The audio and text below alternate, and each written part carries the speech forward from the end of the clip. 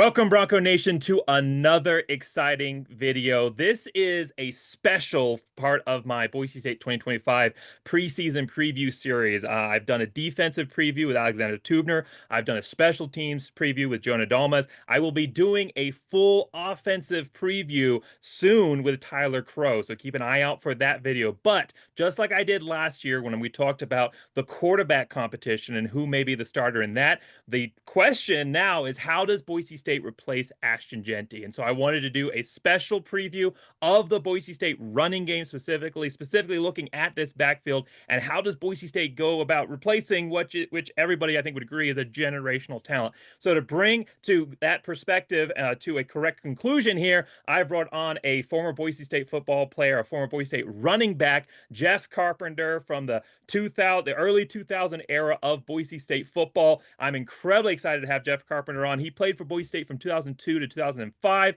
had 832 yards rushing, 5.6 yard average, and 8 touchdowns. He also was a big receiving threat with 491 yards receiving and 3 touchdowns as well. And then he actually passed for 2 touchdowns as a Boise State running back, but getting into the trick plays, which has always been a big part of who Boise State is as well.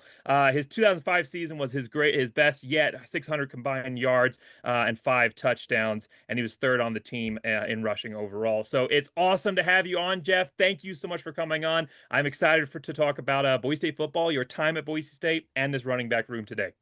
Good to be here, Jacob. Thanks for having me. I'm excited to talk about the Broncos as well. This is going to be a great conversation. We want you all to be involved as well. Obviously, this was recorded, not live, but please, right now, pause the video, go into the comments below, and give us your thoughts. Specifically, how do you think this Boise State running back room is going to rack and stack coming into the starting lineup for the season? Give us those thoughts, any additional thoughts you have on the running back room, and then compare your notes as we go throughout the video. I'll be going back through and replying to every single comment on this video. So pause it for a moment, give us your thoughts. All right, you're good. Now come back in and let's start on with the rest of the video. So the first part of this video is just going to be looking a little bit back at the Boise State era, because that early 2000 era of Boise State football was foundational to creating everything else that came out after that. Boise State was a very young team in the FBS. They'd had a couple of early successful seasons in the early 90s, but really your generation for Boise State football, so 2001 to 2005 era, that was the foundation that everything else at Boise State was built. 2001 beat Fresno State for the first time when they are at least in the FBS era, as a top 10 program and completely derail their season. 2002 have the incredible, 12-1, incredible success. 2003, 13-1. 2004, 11-1. And then still 2005, a little bit of an off season there, but a lot that came out of that ended up building into the 2006 year. So while that your team may not have had a Fiesta Bowl, the Fiesta Bowls and everything else that came out after Boise State was built during that seminal time in Boise State history. And so we're going to look back a little bit on that and how the culture of Boise State was established before we look at this 2025 running games. Well, Boise State during your time had incredible running backs. You got to play with Brock Forsey, you got to play with David Michael, Lee Marks as well. All those guys were incredible running backs. What was it like playing with backs like that as a running back at Boise State? What was it like playing with guys like that, and how did they help elevate your own game? Yeah, like just going from CUNA High School and walking on and then being in a D1 program, a new D1 program, but it was still a D1 program. It was a shock. I went from being the best on my high school team and usually the best on the football field where whoever I was playing, to now I'm like trying to earn my stripes. And so just being able to learn from Brock and David Michael and some of those veterans, how they practiced, how they, watched film and got in their playbooks and worked out in the weight room, just was a great, introduction to Bronco football and D1 football. Well, beyond just being a running back at Boise State and establishing that culture, there's a bigger emphasis on culture during that time, and it was establishing that blue collar work ethic and everything. All of those wins don't just happen overnight, especially with a brand new FBS team. Really, no team in the history of college football has had so much early success in the FBS program. Let's not even kid around. In the entire history of the FBS program, as much success as Boise State, but especially not early on. To have 3 straight seasons where you only lose one game is absolutely incredible, and it doesn't happen overnight. So what was the mantra or the ethos of your class that helped establish that historic time at Boise State? Yeah, I think it started in Coach Dan Hawkins' first year. We had a decent season. I was redshirting, but we ended up missing a bowl game, and we knew we had a really good team. And so when we got back from Christmas break and in January, we had a team meeting and we all sat down and we came up with the mantra of leave no doubt. And that was kind of the first slogan that we really grabbed onto and, really just tried to take that with us to all our workouts, to all our practices, to every game. We just felt like leaving no doubt and making sure we made a bowl game that next year was the most important thing. What did leave no doubt mean for you personally? You talk about it as a team latching on to that. It sounds a little bit like Chris Peterson's, 2% better after the Yeah. Poinsettia Bowl in 2008. What did leave no doubt mean for you personally, and how did you ensure that you did in fact leave no doubt every opportunity that you got? Yeah, I mean, when I was a redshirt freshman that second year, reps were hard to come by.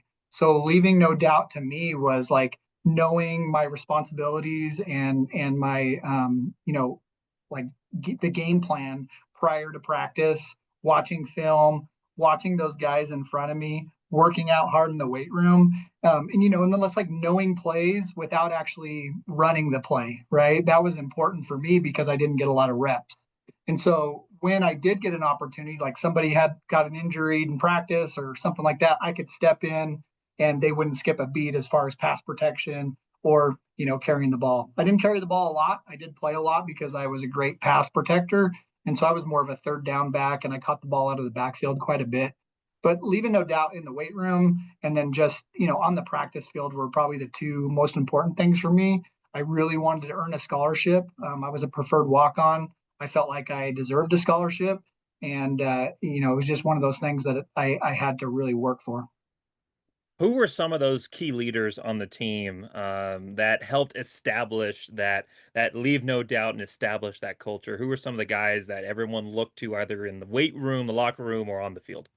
Yeah, guys like Brock Forsey, like Ryan Dinwiddie, Jay Swilly, Billy Wingfield, all those guys really worked hard in the weight room. Our offensive line, I think Rob Vian was an excellent, O lineman for us, and I can't remember what year he actually graduated, but he was just such a hard worker in the weight room, and that just bred competitiveness in that weight room, which really helped us kind of hit that next level. In that next season, Coach Pittman, who I think is now at Idaho State with Cody Hawkins, was just an awesome strength coach for us and really got us prepared for that season.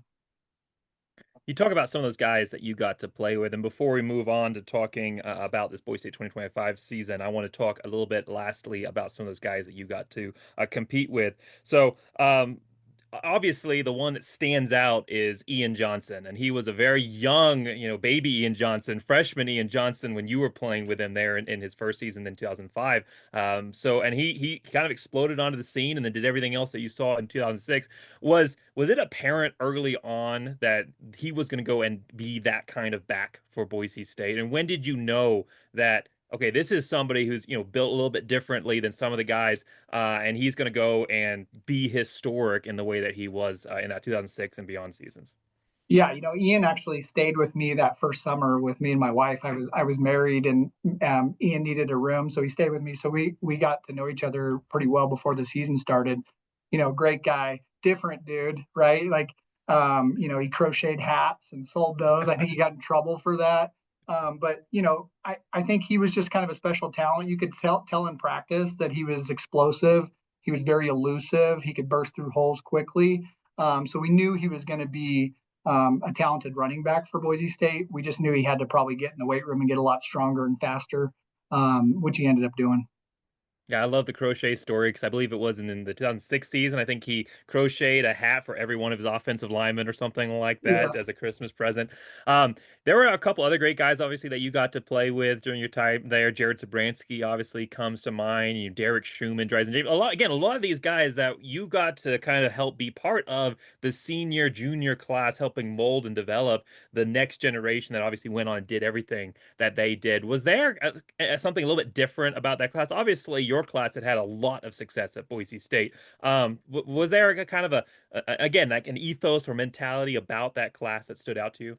Yeah, I mean, I think that class just had a sore taste in their mouth from that 2005 season. We went 9-4. We lost a really big football game to Georgia. We were kind of psyched out for that game. We felt like we were prepared, but I think psychologically you know, we just kind of lost our minds in that game and kind of blew the first half. We went to Oregon State and really played well there. I actually tweaked my hamstring that game, so I was out after the first quarter. And then, we lost a tough game to Fresno State and then the bowl game against Boston College. But I think just that bad taste in that junior class's mouth really was a rallying cry. Like my redshirt freshman year when we moved to Leave No Doubt, they're like, no, like we've got a team to really put things together and make a run at a BCS game. And they ended up doing that. Yeah, and again, all of that started during your time at Boise State. So what would you say has been your lasting memory from that time playing at Boise State and being part of establishing, what has become one of the most historic programs in the FBS? Yeah, I think my most like lasting memory was probably the Fort Worth Bowl game against TCU. TCU had a really good team that year. They were undefeated most of the season. They lost a last second game, I think, late in the season. They were supposed to probably be a BCS buster that year. Hmm. And so just going to Fort Worth, I had a personnel package in that game. Um, two personnel packages. So I knew there was the opportunity to maybe play. I'd had a pretty good season in practice, and they'd given me some reps in some games. But just like I remember in the second quarter, we were down 21-7, and they called my personnel group, and I just like ran out on the field, and I knew what play it was going to be because I only had two plays, and it was me isolated against a linebacker on T seam, and Ryan Dinwiddie threw me a dime or a dot, as the kids say these days. And I scored a 50-yard, 4-yard touchdown. We kind of sparked a comeback. The rest of the team really played well that game, and we ended up, I think, winning by a field goal or something like that. So that was probably the most lasting memory, was that Fort Worth Bowl game, and just having like my first taste of success in meaningful playing time. And then I earned a scholarship a couple weeks later on a radio show after that. So that was a big deal. Well, hopefully this incoming group for 2025 will have a lot of lasting memories, and I'm sure they will. So let's move on to talking about them. And we're not done talking about your career at Boise State. Your insight is going to be very, very helpful in talking about this, mostly because, again, we talk about those different seasons that you were playing with in 2002, 2004. A lot of times for those years, you guys had kind of more of an established running back that was the lead guy. I mean, 2004, I know that it was a less than 1,000-yard lead marks, but still, he had 960 something yards. He is Mm-hmm. still kind of that main guy. Whereas in 2005, it was very much more of a running back by committee approach.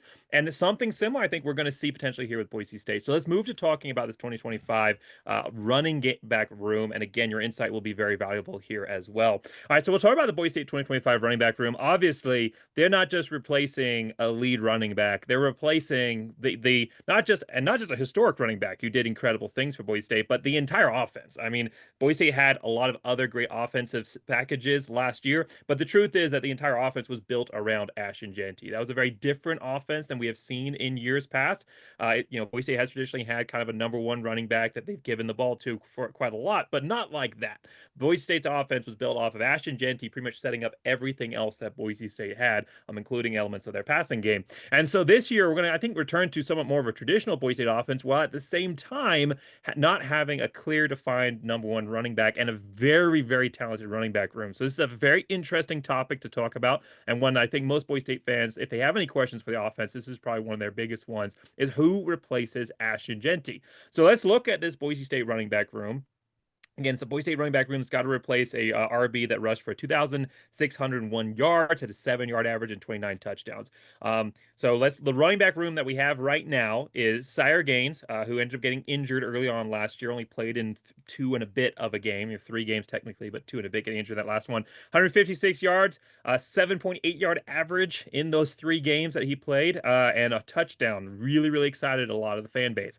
Jean-Bray Dubar, who was coming off of an injury and was somewhat limited last year, only playing in 7 games himself last season, putting up in his career he's had over 400 yards, but only had about 99 last season, 5-yard average and 4 touchdowns. Then you got Dylan Riley, the very talented, very exciting freshman who came in and had 135 yards, 6.1 yard average, 2 touchdowns, and a kick return for a touchdown as well. And then, of course, the transfer from Fresno State, which is, again, kind of amazing that we go and get our rivals' top running back, Malik Sherrod, has come over to play for Boise State. In his career, he's had 1,634 yards rushing, including a 1,000-plus yard season in 2023. He's also had 15 touchdowns and a 5-yard average throughout his career, but last year injured as well, only playing in 4 games. So before we start talking more in depth about how Boise State's going to manage this running back room, who jumps out to you right off the bat? What do you kind of think of some of those names that we've gone through? Who stands out to you? Yeah, and first of all, you don't replace Ashton Jeanty, right? Like you just can't. He was one of the best running backs to ever play the college game, right? Right behind Barry Sanders, Melvin Gordon, like, and I'd put him right on that same pedestal as those guys. He was special, special teammate, special person. So you don't replace him.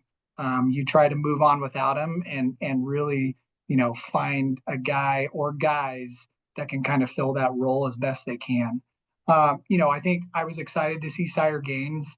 Breezy is super fast. Dylan Riley, super fast. And then, Malik Sherrod is obviously really intriguing coming over from Fresno. We won't hold it against him too much. But, and don't sleep on my boy, Seth Note, he's from Bishop Kelly. He moved back over to running back. I don't know if he'll be getting a lot of carries, but he was an amazing high school running back and may not have the speed as those guys, but I wouldn't be surprised to see him in some packages this year and, maybe getting some, Tyler Crow time as a fullback as well. So, I think they have a 5-headed monster there. There's going to be a very similar to probably my 2005 senior season where a lot of guys are going to touch the ball. They're going to have guys that are great at different things. You got Breezy and the speedster Dylan Riley probably hitting the outside. You've got Sire Gaines and Malik Sherrod, probably, hitting between the tackles. So, I'm interested to see what happens, especially with the new offensive coordinator. When you have a guy like Ashton Jeanty, your offensive game planning is easy, right? Like just hand the ball off to him. That's all you had to do. And maybe run a little play action when they stack the box. You're going to see the playbook open up a little bit more. So I'm excited for, Nate Potter to kind of, get the reins of the offense and really see what this offense is capable of now that a defense can't just key on a guy like number 2.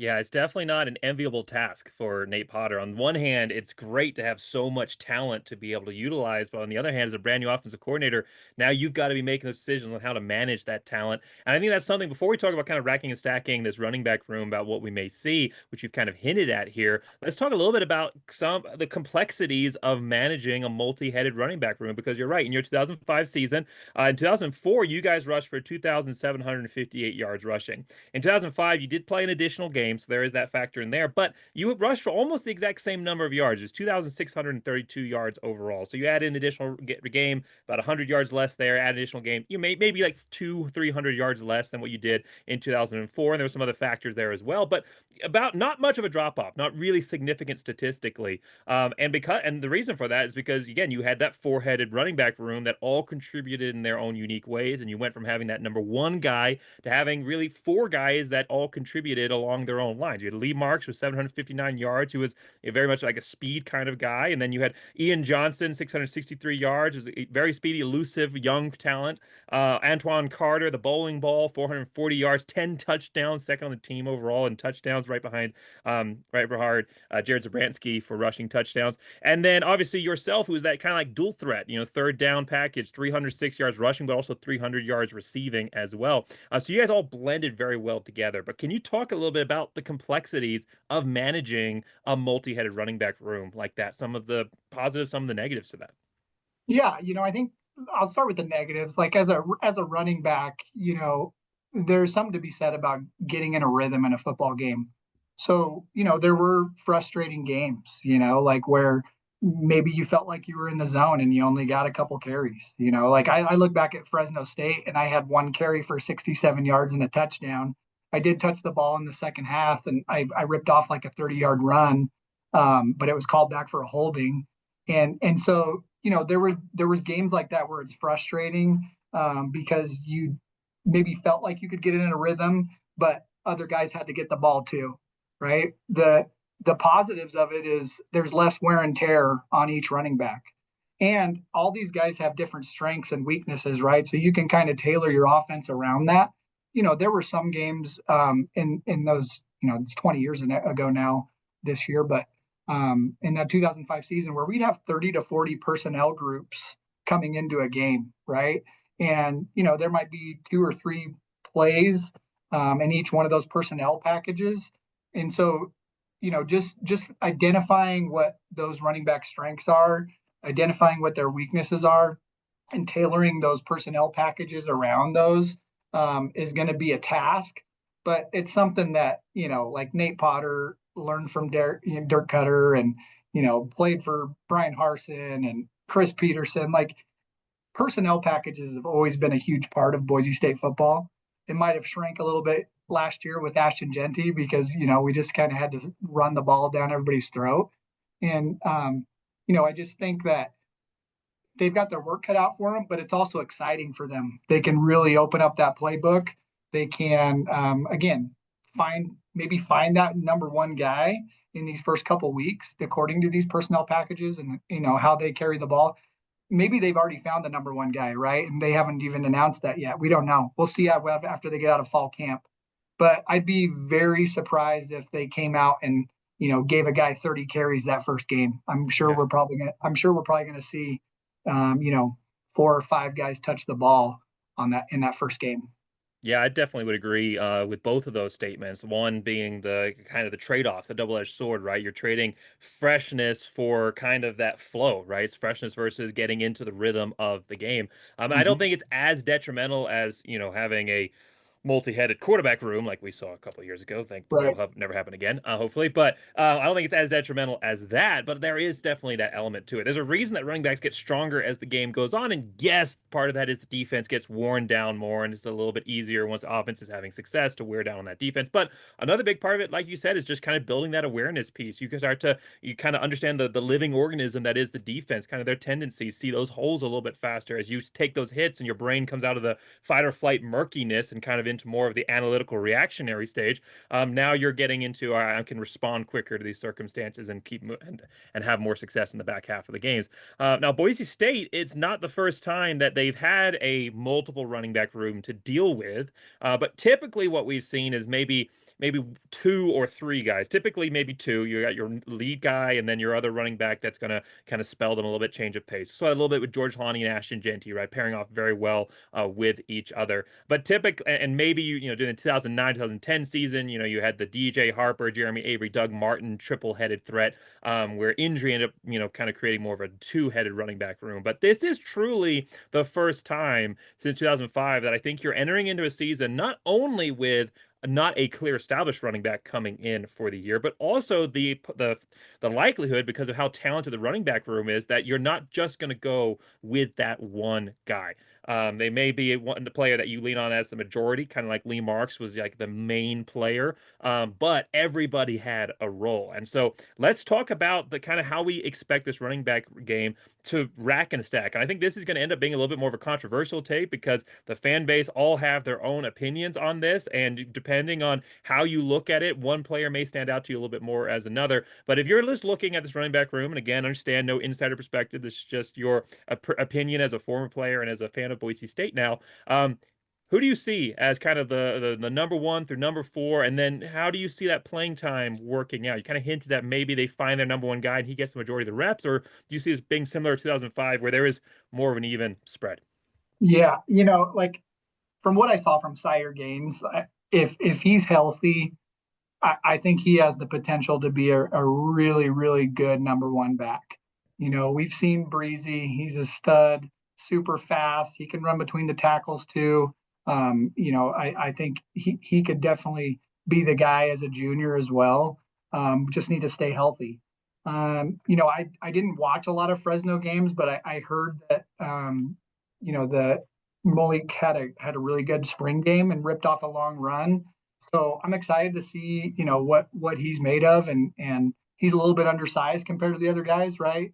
I think what he's listed at 5'8", 175. So I think he'll probably be more of the change of pace back. And then like Dylan Riley, he's a speedster too. So we've got a lot of speed back there, but I think we really need to find the guy that we can hand the ball off, 20, 24 times a game if we have to. And just looking at frames, it's probably Sire Gaines. I just think he's probably got that prototypical D1 RB build with the speed. Now I'm gonna deviate a little bit. We've kind of been on the same page here so far, but I'm gonna deviate a little bit, at least in Mhm. part. When I look at this running back room, Boise State has four guys that I think could be starters. Actually, I don't think. I know all four of these guys could be starters anywhere in the group of five right now, anywhere, and some of them could be starters on pretty much any Power Four team as well. I mean, if all of them are healthy, I think all of them have that kind of talent. I don't know if we've ever seen, besides maybe that 2008 room when you did have Doug Martin, Jeremy Avery, DJ Harper, and Ian Johnson all in the same running back room at the same time. I don't know if we've ever seen a Boise State running back room that is as talented as this. Now, there are a couple factors, though, we have to consider. One, again, like we talked about, Sire Gaines coming off of an injury. That is always challenging, especially as a running back where you are going to take hit after hit after hit, and how you play depends on how much confidence you have in that piece of equipment, the knee or whatever it is that was an issue for you. How much confidence you have in that when you actually take the hit. Same with Jean-Bray Dubar, also coming off of an injury that he had lingering effects throughout that last year as well. And then Malik Sherrod also coming off of injury. So three of your running backs, while huge potential, are all coming off of injuries or limited playing time because of those. And how is that going to impact them? And again, that limited playing time is also a really important piece. Having that awareness and the body used to taking those hits and that experience is a big part of it. Really, the only back you have that's 100% fresh is Dylan Riley, who played throughout, but again, limited playing time because he wasn't the number one guy last year. So when you look at this running back room, and I want to really explain my thought process on this because I do think that it deviates from majority of the fan base, yourself included, on this. Is I think when you're looking at this running back room, Jean-Bray Dubar stands out to me as your initial day one starter. I do think that it is going to be less of a 30, 40 yards, 30, 40 carries for Jean-Bray Dubar, and more of a somewhat even split between him and the number 2/number 3 guy. I think you're going to see a little bit similar to the start of the 2019 season, where there was very much more of an even mix where they kind of let each player figure itself out as who's going to be the number one guy. But Jean-Bray Dubar, for me, and I'm going to explain the reasoning here because, again, just like last season, I'm deviating from the fan base in my perspective. Because like last season, I said that Maddox Madsen was likely to be the starter over Malachi Nelson. Fan base did not like that and ended up being true. And so I did the same thing the year before that. Ashton Jeanty and George Halani. I said, hey, I know Ashton Jeanty is incredible. We know his potential, but George Halani is going to be your designated starter, even though Ashton will get in the mix. And so here's the reasoning for that. Number one, Jean-Bray Dubar has the most experience in this offense. He has the most experience. He is that designated leader. What we've seen out of historically, I know, is a different running back room, different coaching staff during the George Halani, Ashton Jeanty. But we've seen historically out of Boise State is as long as all players are good and a Jean-Bray Dubar is a good running back, that experience and especially that loyalty to the program is heavily considered as a factor when determining who that starter is going to be. The role of leadership on the team, not just skill, is a big factor in considering who's going to have that role as starter. He wears number one for a reason, and he's earned that because he's earned the respect of the team and of the players. And I think you are going to see him in that role off the start. The second factor is, again, I think that Sire Gaines is going to take a little while to get to 100% capability, if not physically, at least mentally. I think it's going to take him a couple of game reps to get him into, I trust my body as it is. I'm going to go out and play. And Malik Sherrod is going to take a little while to get fully adjusted to the playbook for Boise State. So I really do think that Jean-Bray Dubar is going to be your day one starter. Now, having said that, I think how the running back room racks and stacks at the beginning of the year versus how it finishes are going to be two different stories. I think that you'll start off with Jean-Bray Dubar as your day one starter, just again based on Boise State precedents, based on the logic that we've got seeing here, and other players that are coming back. And then I think that you're going to see likely Sire Gaines. And also, when you look at how Boise State is promoting their players right now, media wise, those are their two guys. Those are their two guys that they are pushing out to all their media events. I know Boise State has a policy for brand new players can't be part of media tours. That'd be maybe a reason Lincoln Straw is not part of it. But Jean-Bray Dubar and Sire Gaines are both very, very important, and they are always making sure that those two are together. It's never just Sire Gaines. Jean-Bray Dubar is part of that. So I think they recognize the experience and the level that Jean-Bray Dubar is coming in, what he's earned, but also the potential of what Sire Gaines brings to the table as well. So I think you're going to see Jean-Bray Dubar as the starter and a mix of Malik Sherrard and Sire Gaines. A little bit of different talents there. Sire Gaines is, again, a little bit more of that kind of elusive running back, whereas Malik Sherrard brings a lot of that speed. He's elusive as well, but brings a lot of that speed. He was a big special teams contributor at Fresno. I think we'll see something similar here as well. And then Dylan Riley, unfortunately, just with how strong, I'm a big Dylan Riley fan. I'm wearing his hat right now. I'll put the link to that website. Not a sponsor, but just love to support Boise State athletes. I'm a big Dylan Riley fan, but I think that just right now with this running back rooms, he's gonna end up playing a little bit of cleanup there. I do think he has a role in this offense, a package role. I think it's similar to how Boise State used Devin Demas. I think he's better than Devin Demas, but similar to how they used him during that 2014 season. I think there was a package for Dylan Riley, but I think that you're going to see majority being Jean-Bray Dubar, Sire Gaines, Malik Sherrod. And then by the time you get to the back end of the season, I think that's where your Sire Gaines fully confident, Malik Sherrod fully bought into the offense. I think you'll see both of those players elevating a little bit, and Jean-Bray Dubar playing a little bit more of a secondary role, with Sire Gaines probably the number one by the back end of the season, and Malik Sherrod and Jean-Bray Dubar playing kind of that change of pace. I don't think you see a number one running back established as this guy's getting 30 carries. I think you see one get a majority of the reps, but a thin majority, and all three running backs in the mix, similar to how we would have seen the 2010 season play out if DJ Harper had not gotten injured. That's my thought. I know that was a long monologue here. What are your thoughts? I think that's a fair analysis. There's something to be said, like you said, about first of all just staying around.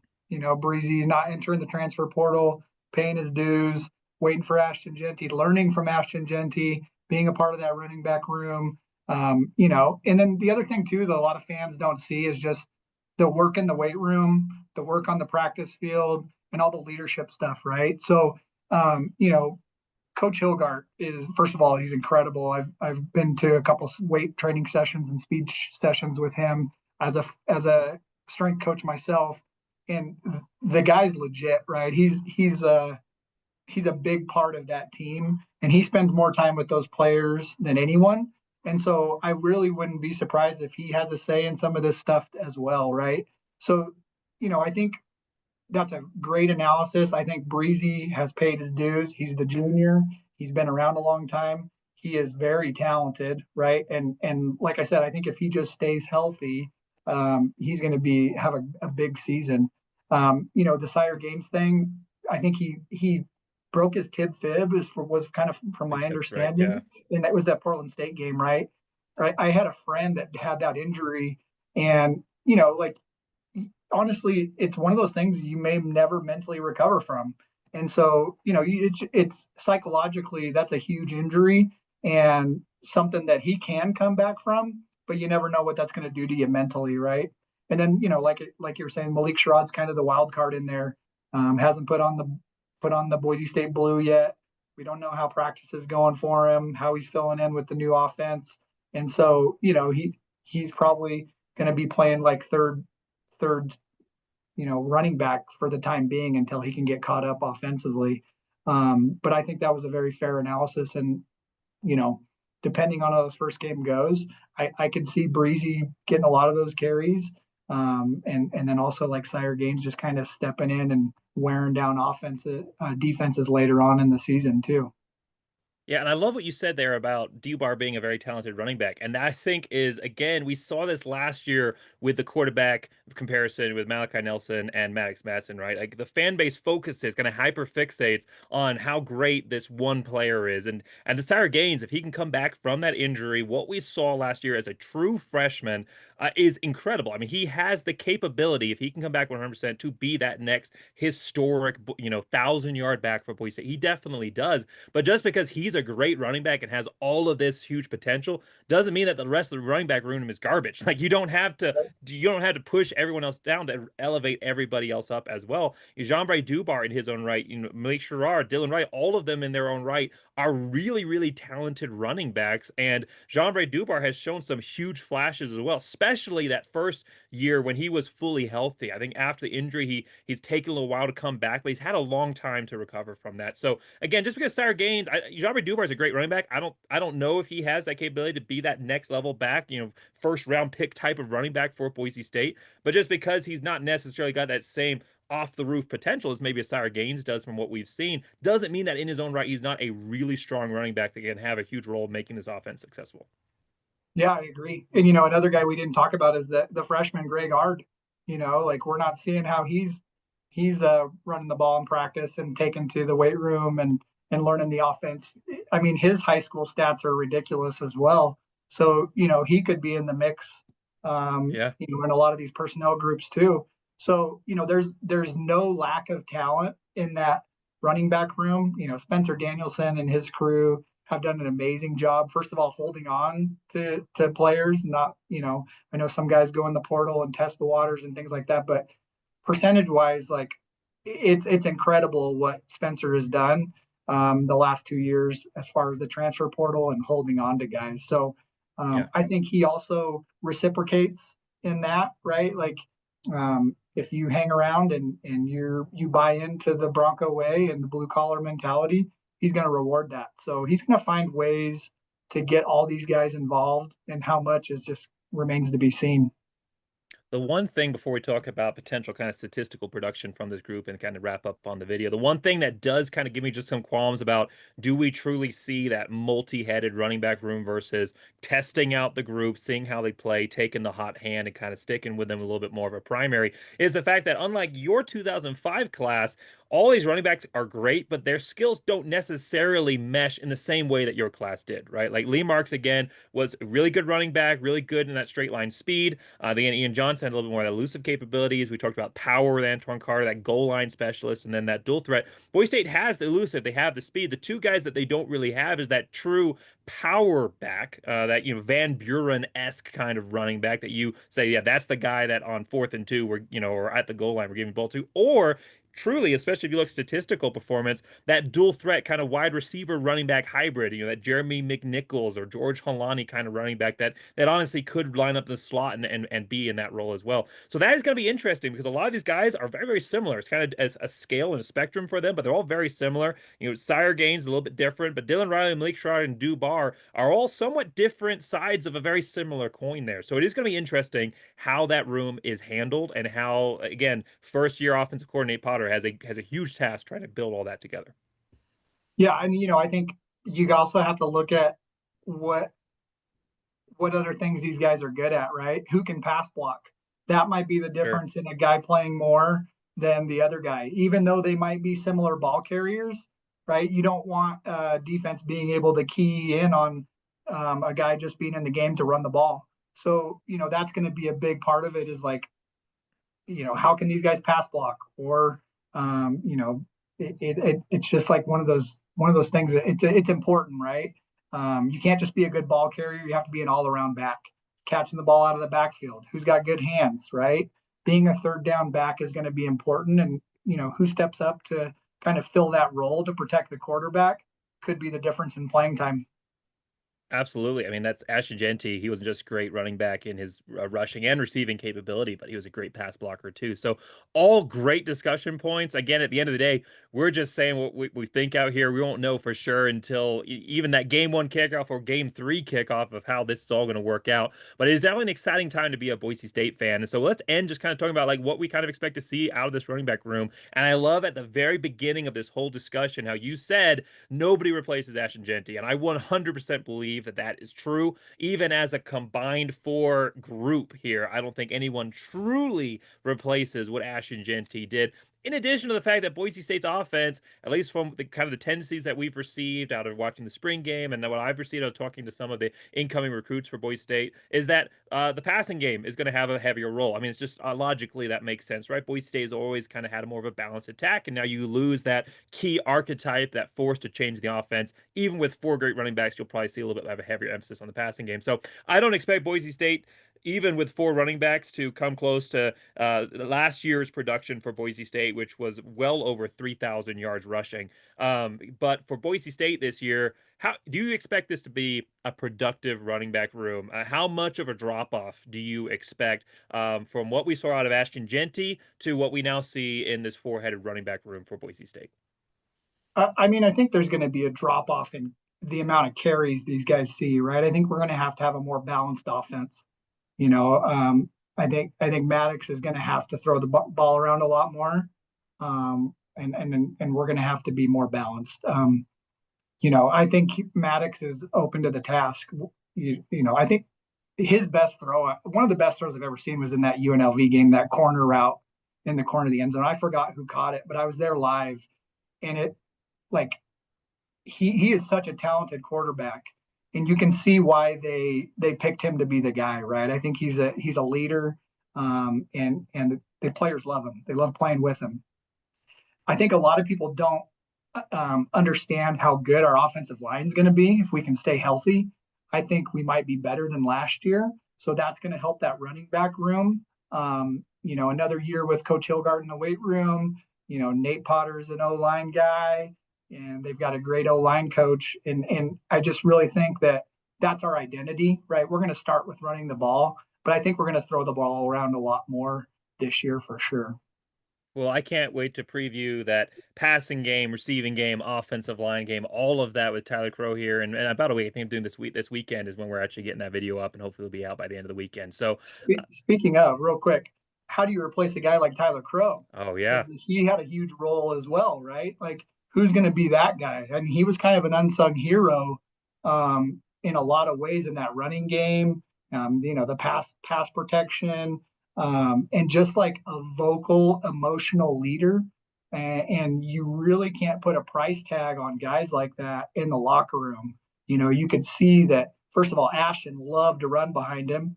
And second of all, it seemed like the offense just was more exciting and played more physical when he was in the football game. So I think that's a guy also that we need to, replace.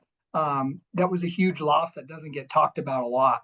So that's going to be interesting, and maybe that's a guy like Seth Note. Maybe he steps in and is a fullback at this point. But I think they got to find that guy too, that emotional leader on offense, and it can't just be Maddox all the time, right? It's got to be somebody else.